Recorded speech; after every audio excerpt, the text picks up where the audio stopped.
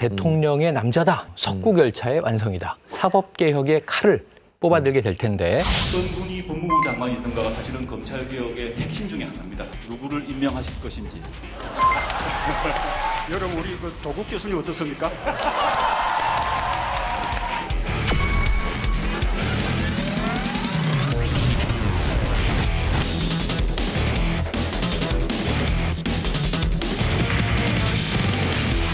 윤석열 검찰총장이 총대를 메고 조국 법무부 장관이 뒤에서 조종하고 석국 열차가 완성되는 것입니다.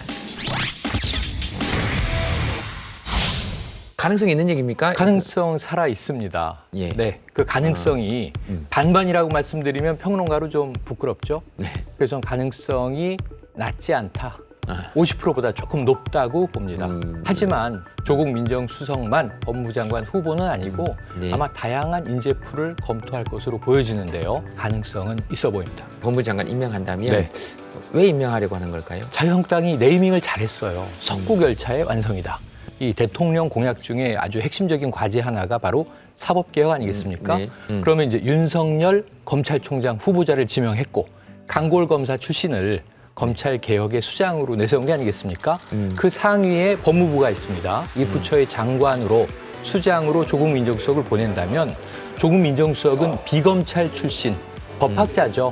예. 법학자 출신의 이제 현재 민정수석이고 장관이 된다면 민정수석으로 있을 때보다 이 공수처 신설이라든가 검경 수사권 조정에 대해서 더 강력한 역할을 할 수 있을 것이다. 왜 이렇게 야당의 반발은? 뭐 거셉니까? 이유는 여러 가지가 있습니다. 대통령의 남자다 이렇게 별명을 붙여놓고 코드 인사 아니냐?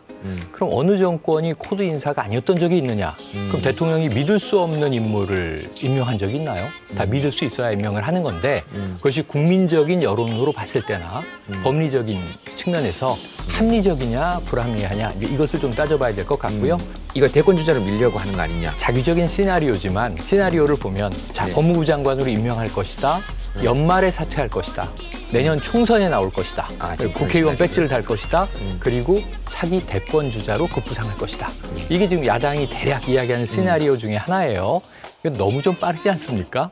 이렇게 스펙을 쌓기를 너무 급하게 하면 이것도 이제 탈이 나는 법입니다. 그래서 이제 야당이 우려하는 이 대권 주자 설은 조금 뭐 미래는 어떻게 될지 알 수 없지만 이렇게 자기적으로 갈 수 있는 길은 아니다. 아직은 가능성이 낮다. 그리고 또 하나 회전문 인사다. 왜 쓰던 사람만 쓰느냐 이런 부분인데 사법개혁 문제는 조금 특별하고 특수한 문제다. 근데 민정수석이 네. 법무부 장관으로 가는 건 충분히 야당의 입장에서도 이의를 제기할 수 있을 정도 아닙니다. 아닌가요? 그건 아닌가요? 법적으로는 아무 문제가 없습니다. 아, 과거 사례와 비교 분석을 해봐야 될 것 같습니다. 그렇습니까? 참여정부 시절과 MB 정권 때 주고받았어요. 참여정부 시절에 노무현 대통령이 당시 민정수석이 바로 현재 문재인 대통령이셨는데 문재인 법무부 장관으로 내정을 하니까 야당이 반대했고 그리고 본인이 또 고사를 했습니다. 그래서 이때 내정 철회가 됩니다. MB 때는 권재진 민정수석을 법무부 장관에 앉혔습니다. 이건 실행이 됐고요. 자, 그런데 문제는 뭐냐 하면 민정수석이 법무부 장관 되지 말라는 법은 없으나 과거 특히 MB 정권 때는 이 권재진 법무부 장관은 26년 차 검사를 지낸 인물입니다.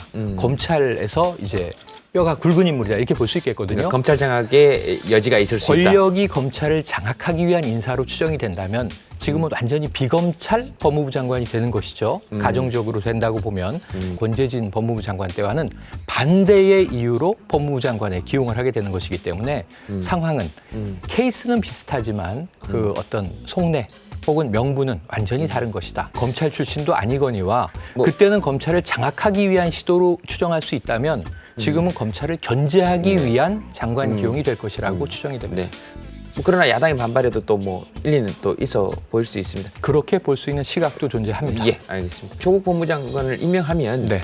어떤 일이 생깁니까? 또 당장 엄청- 인사청문회가 격돌이 되겠죠. 엄청 시끄러워지겠네요, 예, 또. 자유한국당을 필두로 해서 보수 여당들이 반대 가능성이 높고요. 네. 하지만 장관은 임명 강행이 가능하죠. 음. 만약에 이제 인사청문 경과 보고서가 채택되지 않는다 하더라도 만약에 지명하면 법무부 장관이 되는 겁니다. 그렇죠. 그 이후에는 사법개혁의 칼을 뽑아들게 될 텐데 과연 그 과업을 완수하게 될지는 우리가 임기 중후반기를 지켜봐야 되지 않겠습니까? 네, 알겠습니다. 어쨌든 아직 뭐 이게 지명도 안 됐는데 이렇게 네. 되는 거 보면 파괴력이 상당한 것 같습니다. 맞습니다. 고맙습니다. 네, 감사합니다. 고맙습니다. 있나? 학관? 그다음 지식, 그것도 문제가 되네. 얼굴, 다음 그만두겠습니다. 앵커 그만하겠습니다.